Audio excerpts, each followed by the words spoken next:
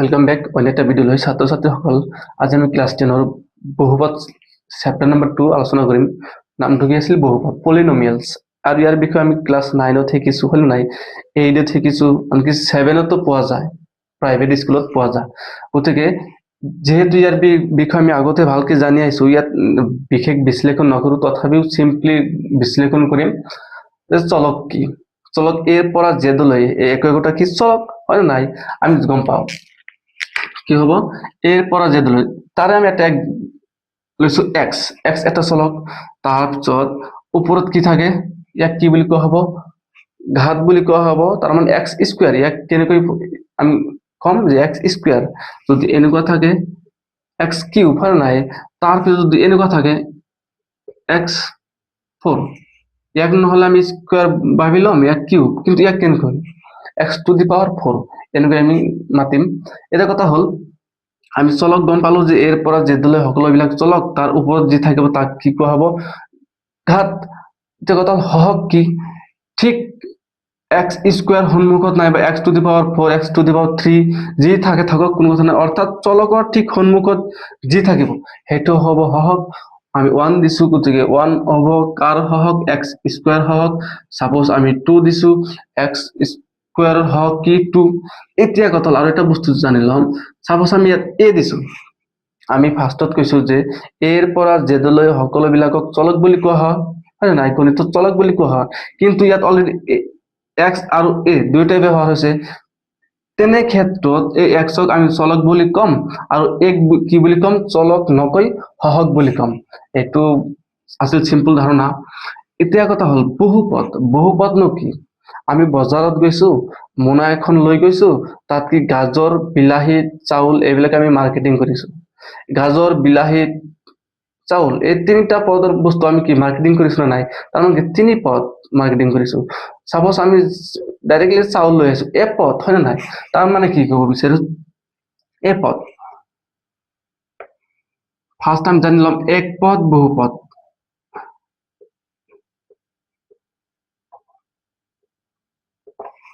এটা পদযুক্ত বহুপদ কাক কোৱা হ'ব সাপোজ সিঙ্গেল একটা বস্তু আছে x ইয়াক কোৱা হ'ব এটা চলকযুক্ত কি সৰি এটা পদযুক্ত বহুপদ এটো হ'ব হয় নাই তাৰপিছত y এইবিলাক হ'ব এটা পদযুক্ত বহুপদ নাই বাৰো কি লিখিব পাৰি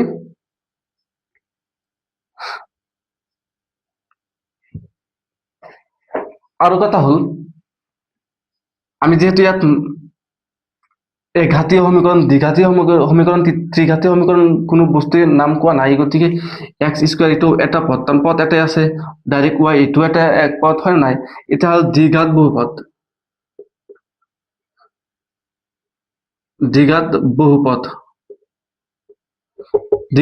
কোনবিলাক এটো হবে দ্বিঘাত বহুপদ তাৰপিছত এটো হবে ত্ৰিঘাত সৰি এটো নহয় ইয়াত আমি বেলেগ এটা বস্তু লৈছো m স্কয়াৰ এটো হবে দ্বিঘাত বহুপদ তাৰ মানে কি যিবিলাক পদৰ মাত্ৰা কি থাকে সৰ্বোচ্চ মাত্ৰা 1 থাকে সেইবিলাক কোৱা হ'ব একপদ সমীকৰণ নাইবা ৰৈখিক সমীকৰণ বুলি কোৱা হয় ৰৈখিক বহুপদ বুলি কোৱা হয় তাৰপিছত দ্বিঘাত বহুপদ কি দ্বিঘাত বহুপদ তাৰ মানে কি দ্বিঘাত বহুপদ তাৰ ঘাত ঘাত ক'ত থাকে বুলি কৈছো যে ঠিক x ৰ ওপৰত তাৰ মানে কি ইয়াত 2 হ'ব এটো হল কি দ্বিঘাত বহুপদ ইয়াত m লিখিছো m স্কয়াৰ অৰ্থাৎ এটো কি হ'ব দ্বিঘাত বহুপদ ইয়াক আমি এনেকৈ লিখিব পাৰো x স্কয়াৰ প্লাস 2 লিখিব পাৰো হয় না নাই সাপোজ y স্কয়াৰ প্লাস 3 এনেকৈ লিখিব পাৰো এটো একটা বহুপদ আৰু এটো কি এক পদ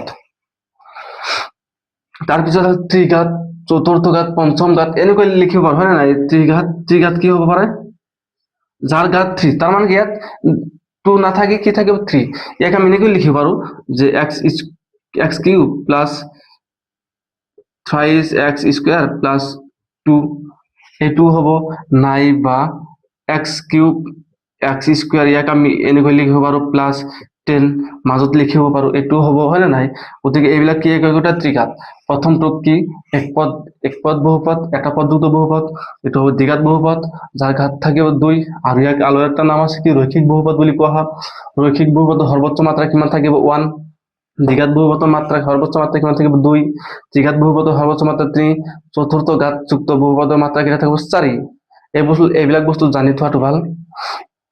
আৰু ইয়াৰ পৰাও কিছুমান কি কেতিয়াবা কেতিয়াবা MCQ দি থকা দেখা যায়। এতিয়া কথা হল যে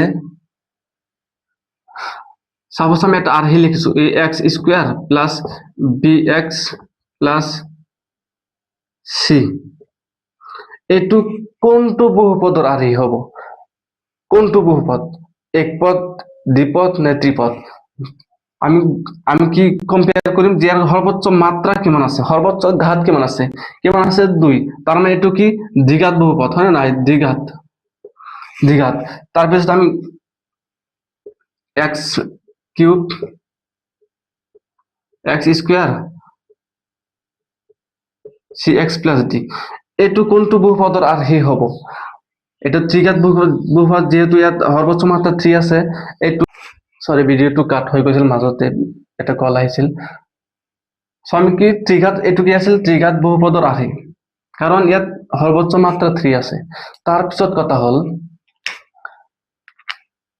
যে যদি আমাক এনেকৈ MCQ দি থাকে, আৰু MCQটো অলপ পিছত আহক, এটা বহুপদ হবলৈ হলে এটা বস্তু মানি চলিব লাগিব, সেইটো হল কি যে চলকৰ মাত্ৰা, চলকৰ ইয়াত যে থাকিব মাত্ৰা হয় না, ইয়াত যি থাকে সেই মাত্ৰাটো পূৰ্ণ সংখ্যা হ'ব লাগিব।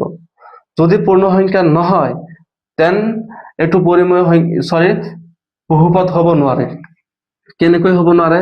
সাপোজ 1/x এটা নাম্বাৰ থাকিল, ইয়াক আমি কি লিখিব পাৰো যে এনেকৈ লিখিব পাৰো হয় না নাই? তাৰ মানে আমি ডাইৰেক্ট এটা এক্সাম্পল লৈছো যে 1/x প্লাস 2 এনেকুৱা এটা বস্তু আছে, পদ আছে।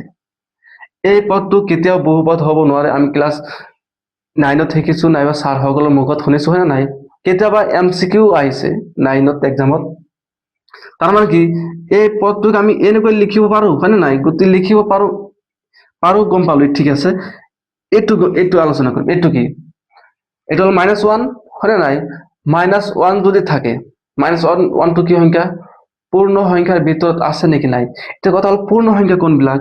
পূৰ্ণ সংখ্যা হ'ব 0, 1, 2, 3 আপ টু অসীম সংখ্যক। এই গোটেই কেইটাৰ যিকোনো এটা নাম্বাৰ যদি ইয়াত থাকে হ'ব। এতিয়া কথা হল 1 তো আছে কিন্তু মাইনাস আছে। এই পূৰ্ণ সংখ্যাৰ ভিতৰত -1, 2, 3 এনেকুৱা কোনো ধৰণৰ নাম্বাৰ নাই হয় নাই? যি আছে সকলো প্লাস আছে। তাৰ মানে কি এই এক্সৰ ঠিক ওপৰত যি থাকিব লাগিব প্লাস যুক্ত নাম্বাৰ থাকিব লাগিব, তেতিয়াহে পূৰ্ণ সংখ্যা বহুপদ হ'ব। আদাৰৱাইজ সেইটো বহুপদ হ'ব নোৱাৰে। গতিকে এইটো বস্তুটো জানি থোৱা ভাল, ইয়াৰ পৰা কেতিয়াবা MCQ দি থাকে। ইয়াৰে কেইটামান আমি বস্তু দিছে, সূত্ৰ হিচাপে দিছে, আমি আলোচনা কৰিম। আমি ক্লাছ 9ত শিকি আহিছো, চাও এক্সাম্পল আছে নেকি। এক্সাম্পল 1 টো চাম আমি কি কৈছে। যে এক্সাম্পল 1ত কৈছে তলৰ চিত্ৰ 2.9ত, তাৰ মানে এই চিত্ৰ কেইটা দিয়া আছে হয় নাই? কিতাপত চাবা পেজ নাম্বাৰ 53ত কি কৈছে? লেখবোৰ চোৱা হয়, আমি চাবলৈ দি চাম। তাৰপিছত কি কৈছে? প্ৰতিটোৱে pxৰ বহুপদ, প্ৰতিটো pxৰ বহুপদ এটাৰ ক্ষেত্ৰত y ইকুৱেল pxৰ লেখ।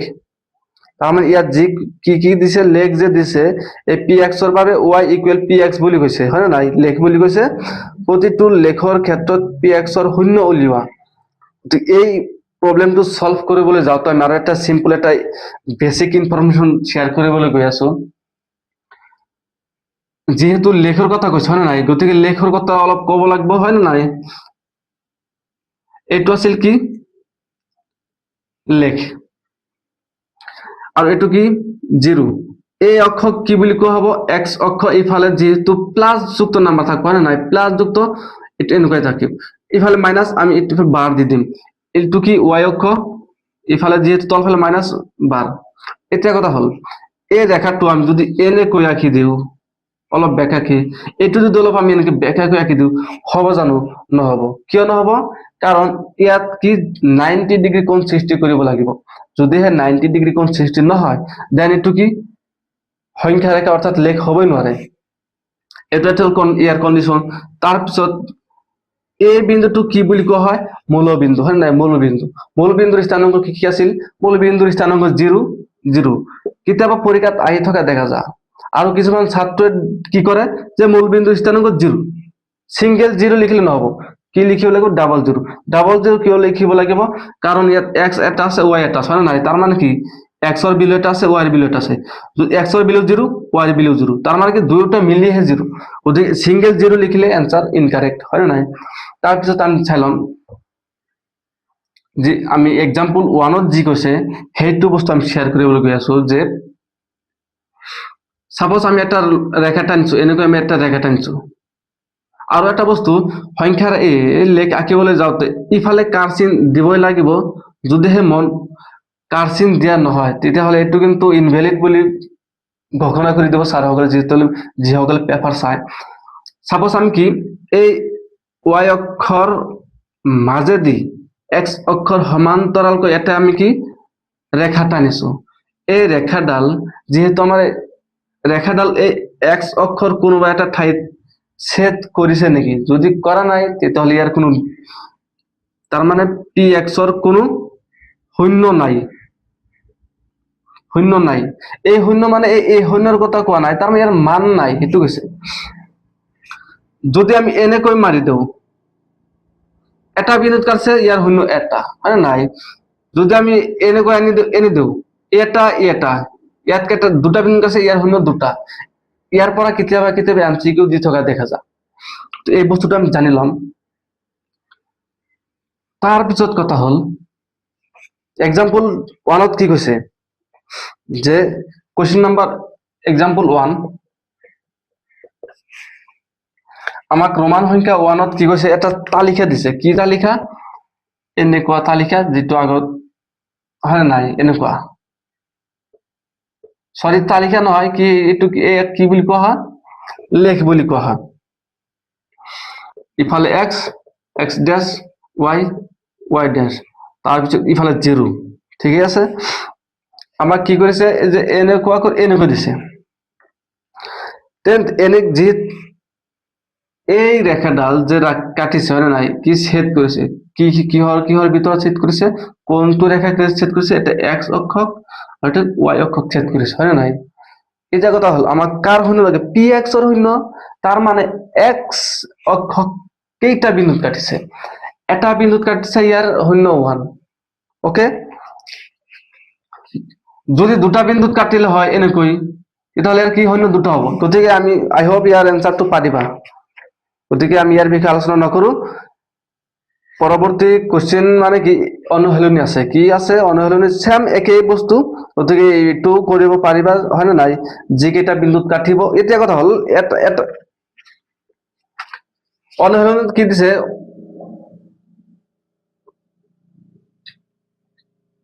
অনুশীলনী ৰোমান সংখ্যা 1 ত কি দিছে এটা বস্তু দিছে যে এনেকৈ হয় না নাই এনেকৈ দিছে এই বস্তুটো জানো এইটো তো অলপ আগতে কৈছিল যেহেতু x অক্ষত কোনো এটা বিন্দুত কাটা নাই গতিকে ইয়াত শূন্য কি হ'ব পাৰে 0 ইয়াৰ শূন্য কি 0 তাৰ মানে শূন্য নাই তাৰ মানে আলটিমেটলি ইয়াৰ কোনো সমাধান নাই গতিকে আমি পৰৱৰ্তী কোশ্চেন কি আছে বা এক্সাম্পল কি আছে আমি চাই লম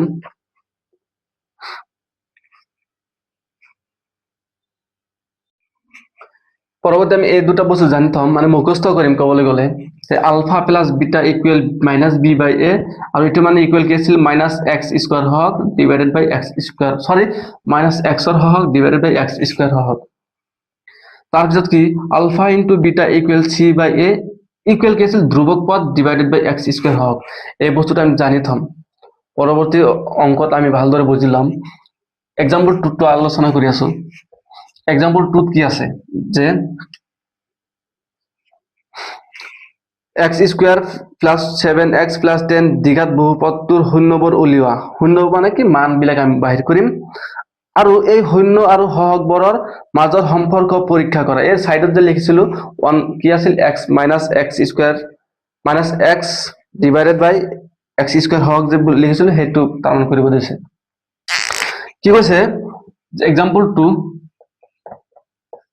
আমাক বহুপদটো কি দিছে x square plus 7x plus 10 এই বহুপদটোৰ এই দ্বিঘাত বুলি কিয় কৈছে, কাৰণ ইয়াৰ ঘাত 2 আছে, সৰ্বোচ্চ মাত্ৰা 2, সেইকাৰণে দ্বিঘাত।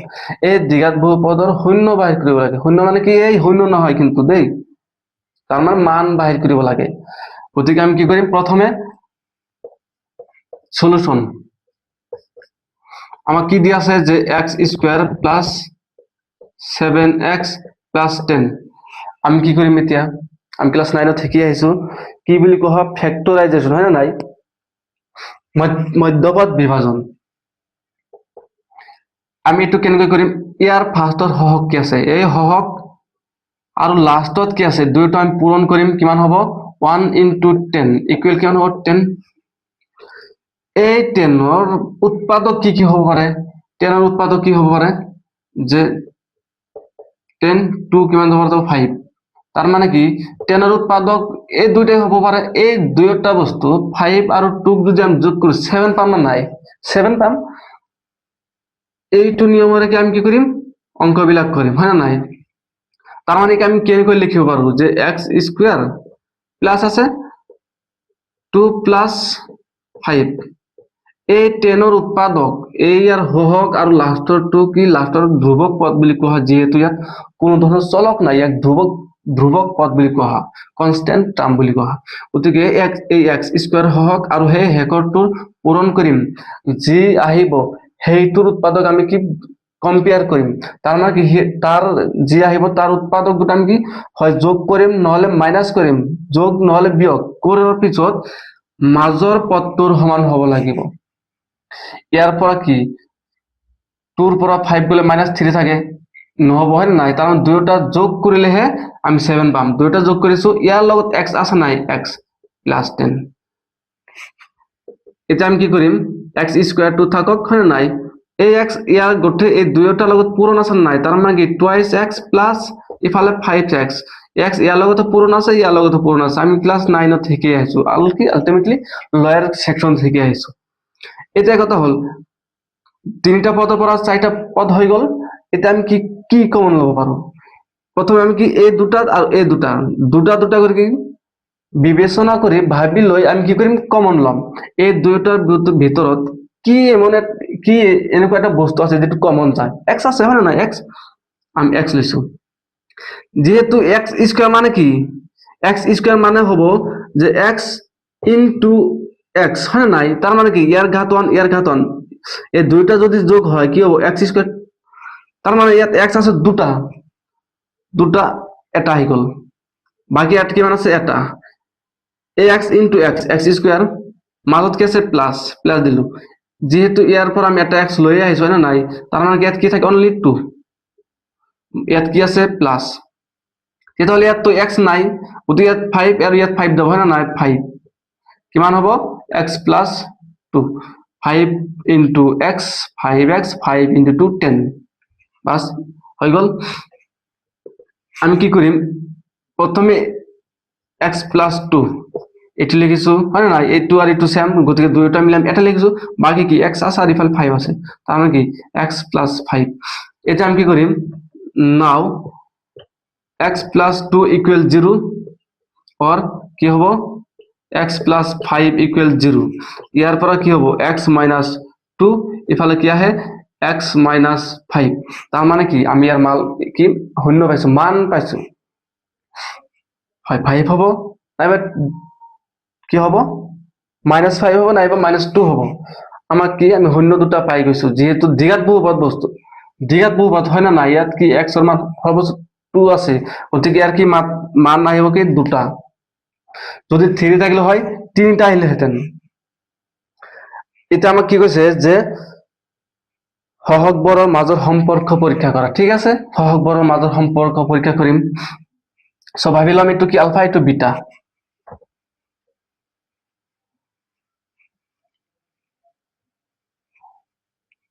কি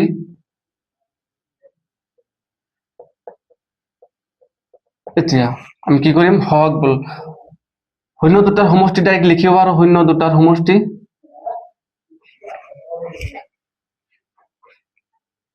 তো শূন্য দুটাৰ সমষ্টি আমি কি পাইছো, শূন্য দুটা কি পাইছো, এটা পাইছো -2 আৰু এটা -5। তাৰ মানে কি সমষ্টি মানে কি যোগফল, হয় নাই। তাৰ মানে কি -2 + -5 এই দুইটা যোগ কৰিলে কিমান হ'ব -7 নহ'ব জানো নিশ্চয় হ'ব ইয়াক আমি এনেকৈ লিখিব পাৰো না নাই -7 ডিভাইডেড বাই 1 তলত দেখোন ইমান 1 আছে ইকুৱেল আমি কি লিখিব পাৰো এটো কি আছিল যে -x হৰ হওক এনেকৈ লিখি দিলে বাস তলত কি হ'ব x স্কয়াৰৰ হওক তাৰ পিছত আছিল শূন্য দুটাৰ কোনো ফল শূন্য দুটা কি আছিল -2 আৰু কি 5 হয় না নাই -2 ইনটু -5 মাইনাস মাইনাস কি হ'ব ইনটু কৰিলে পূৰণ কৰিলে কি মাইনাস মাইনাস প্লাস অৰ্থাৎ 3 5 গুণ 10 হয় না নাই 10 হ'ব তাৰ মানে কি ইয়াক আমি কি 10 ডিভাইডেড বাই 1 সেম সেম আহিছে ইয়াত এটা বস্তু লক্ষ্য ৰাখিব লাগিব যে ইয়াত তলত সেম হ'ব লাগিব যদি বেলেগ হয় তেন ভাবিলে তোমাৰ ভুল হৈছে গতিকে এইটো কি হ'ব পাৰে 10 এইটো কি আছিল ই আছিল ধ্ৰুবক পদ